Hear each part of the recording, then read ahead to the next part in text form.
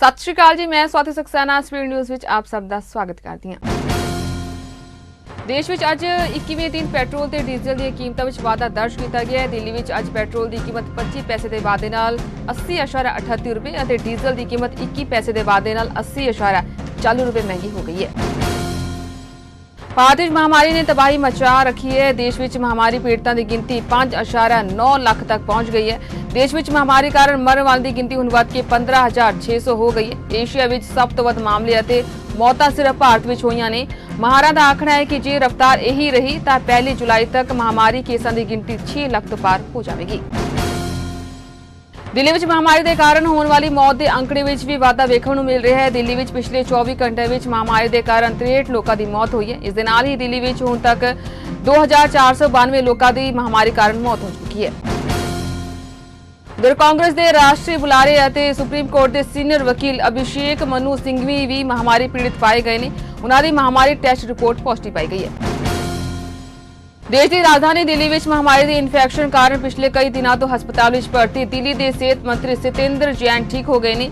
ਦੱਸਿਆ ਜਾ ਰਿਹਾ ਹੈ ਕਿ ਉਹਨਾਂ ਦਾ ਮਹਾਮਾਰੀ ਟੈਸਟ ਹੁਣ ਨੈਗੇਟਿਵ ਆ ਗਿਆ, ਨਾਲ ਹੀ ਉਹਨਾਂ ਨੂੰ ਹਸਪਤਾਲ ਤੋਂ ਛੁੱਟੀ ਦੇ ਦਿੱਤੀ ਗਈ ਹੈ। ਕਰਨਾਟਕ ਵਿੱਚ ਇਲਾਜ ਤੋਂ ਬਾਅਦ ਮਹਾਮਾਰੀ ਤੋਂ ਠੀਕ ਹੋਣ ਤੇ 99 ਸਾਲਾ ਔਰਤ ਨੂੰ ਇੱਕ ਸਰਕਾਰੀ ਹਸਪਤਾਲ ਤੋਂ ਛੁੱਟੀ ਮਿਲ ਗਈ ਹੈ। ਸਿਹਤ ਵਿਭਾਗ ਦੇ ਅਧਿਕਾਰੀਆਂ ਵੱਲੋਂ ਇਹ ਜਾਣਕਾਰੀ ਸਾਂਝੀ ਕੀਤੀ ਗਈ ਹੈ।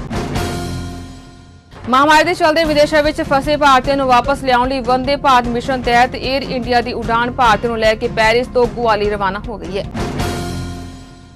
ਕੇਂਦਰ ਸਰਕਾਰ ਨੇ ਭਾਰਤੀ ਏਅਰਲਾਈਨਸ ਨੂੰ ਮਹਾਮਾਰੀ ਦੇ ਦੌਰ ਤੋਂ ਪਹਿਲਾਂ ਦੀ ਉਹਨਾਂ ਦੀ ਘਰੇਲੂ ਜਹਾਜ਼ਾਂ ਸੇਵਾਵਾਂ ਦੀ ਕੁੱਲ ਸਮਰੱਥਾ ਦੇ ਹਿਸਾਬ ਨਾਲ 45% ਤੱਕ ਉਡਾਨ ਭਰਨ ਦੀ ਆਗਿਆ ਦਿੱਤੀ ਹੈ।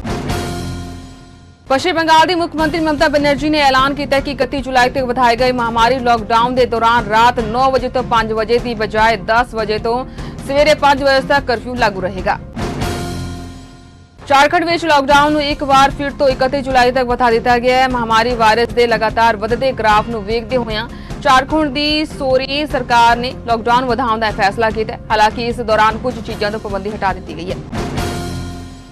ਅਸਲ ਵਿੱਚ ਮਹਾਮਾਰੀ ਦੇ ਵੱਧਦੇ ਮਾਮਲਿਆਂ ਦੇ ਮੱਦੇਨਜ਼ਰ ਗੁਵਾਹਾਟੀ ਸਮੇਤ ਪੂਰੇ ਕਾਮਰੂਪ ਮੈਟਰੋਪੋਲੀਟਨ ਵਿੱਚ 28 ਜੂਨ ਦੀ ਅੱਧੀ ਰਾਤ ਤੋਂ 14 ਦਿਨ ਦੇ ਲਾਕਡਾਊਨ ਦਾ ਐਲਾਨ ਕੀਤਾ ਗਿਆ। ਸਿਹਤ ਮੰਤਰੀ ਹਿੰਮਤ ਬਿਸਵ ਸ਼ਰਮਾ ਨੇ ਆਖਿਆ ਕਿ ਲਾਕਡਾਊਨ ਦੌਰਾਨ ਦਵਾਈ ਦੀਆਂ ਦੁਕਾਨਾਂ ਖੁੱਲ੍ਹੀ ਰਹਿਣਗੀਆਂ। ਸ਼ਹਿਰੀ ਖੇਤਰਾਂ ਵਿੱਚ ਸ਼ਨੀਵਾਰ ਅਤੇ ਐਤਵਾਰ ਨੂੰ ਵੀਕਐਂਡ ਲਾਕਡਾਊਨ ਲਾਗੂ ਕੀਤਾ ਜਾਵੇਗਾ। ਭਾਰਤ ਤੇ ਚੀਨ ਦਰਮਿਆਨ 15 ਜੂਨ ਨੂੰ ਗਲਵਾਨ ਘਾਟੀ ਵਿੱਚ ਹੋਈ ਹਿੰਸਕ ਝੜਪ ਤੋਂ ਬਾਅਦ ਤਣਾਅ ਹੋਰ ਵੱਧ ਗਿਆ। ਦੋਹਾਂ ਦੇਸ਼ਾਂ ਦੀਆਂ ਫੌਜਾਂ ਆਮੋ ਸਾਹਮਣੇ ਨੇ। 15 ਜੂਨ ਨੂੰ ਗਲਵਾਨ ਵਿੱਚ ਹੋਈ ਹਿੰਸਕ ਝੜਪ ਵਿੱਚ ਭਾਰਤ ਦੇ 20 ਜਵਾਨ ਸ਼ਹੀਦ ਹੋ ਗਏ ਅਤੇ ਚੀਨ ਦੇ 40 ਤੋਂ ਜ਼ਿਆਦਾ ਫੌਜੀ ਮਾਰੇ ਗਏ। ਇਸ ਦੌਰਾਨ ਚੀਨ ਵੱਲੋਂ ਥਰਮਲ ਇਮੇਜਿੰਗ ਡਰੋਨਸ ਦੇ ਇਸਤੇਮਾਲ ਦਾ ਖੁਲਾਸਾ ਹੋਇਆ। ਚੀਨ ਨੇ ਇਸ ਡਰੋਨ ਦਾ ਇਸਤੇਮਾਲ ਭਾਰਤੀ ਫੌਜੀਆਂ ਨੂੰ ਟੋਹ ਲੈਣ ਲਈ ਕੀਤਾ। ਤਣਾਅਪੂਰਨ ਮਾਹੌਲ ਦੌਰਾਨ ਭਾਰਤ ਅਤੇ ਚੀਨੀ ਫੌਜਾਂ ਵੱਲੋਂ ਉੱਤਰੀ ਲੱਦਾਖ ਵਿੱਚ LAC ਉੱਤੇ ਡਰੋਨਸ ਰਾਹੀਂ ਨਜ਼ਰ ਰੱਖੀ ਜਾ ਰਹੀ ਹੈ। ਭਾਰਤ ਦੇ ਨਾਲ ਪੂਰਬੀ ਲੱਦਾਖ ਵਿੱਚ ਤਣਾਅਪੂਰਨ ਸਥਿਤੀ ਪੈਦਾ ਕਰ ਰਹੇ ਚੀਨ ਦੇ ਦੋਸਤ ਪਾਕਿਸਤਾਨ ਦੇ ਅੰਦਰ ਭਾਰਤੀ ਫੌਜ ਦੇ ਸਮਰਥਨ ਵਿੱਚ ਆਵਾਜ਼ਾਂ ਉੱਠ ਰਹੀਆਂ ਨੇ। ਪਾਕਿਸਤਾਨ ਦੇ ਕਬਜ਼ੇ ਵਾਲੇ ਕਸ਼ਮੀਰ ਦੇ ਸਿਆਸੀ ਕਾਰਕੁਨ ਨੇ ਅਸਲ ਕੰਟਰੋਲ ਲਾਈਨ ਤੇ ਚੀਨੀ ਹਮਲੇ ਨੂੰ ਲੈ ਕੇ ਗੁੱਸਾ ਜ਼ਾਹਿਰ ਕੀਤਾ ਅਤੇ POK ਦੇ ਨਾਲ ਗਿਲਗਿਟ ਬਲਾਟਿਸਤਾਨ ਦੇ ਲੋਕਾਂ ਵੱਲੋਂ ਚੀਨ ਖਿਲਾਫ ਲੜਾਈ ਵਿੱਚ ਭਾਰਤ ਦੇ ਸਮਰਥਨ ਦੀ ਗੱਲ ਆਖੀ ਹੈ। ਉਤੇ ਸੰਯੁਕਤ ਰਾਸ਼ਟਰ ਵਿੱਚ ਮਨੁੱਖੀ ਅਧਿਕਾਰ ਮਾਹਰਾਂ ਦਾ ਆਖਣਾ ਹੈ ਕਿ ਚੀਨ ਵਿੱਚ ਮੌਲਿਕ ਸੁਤੰਤਰਤਾ ਦੀ ਰੱਖਿਆ ਲਈ ਨਿਰਣਾਇਕ ਯਤਨ ਹੋਣੇ ਚਾਹੀਦੇ ਨੇ।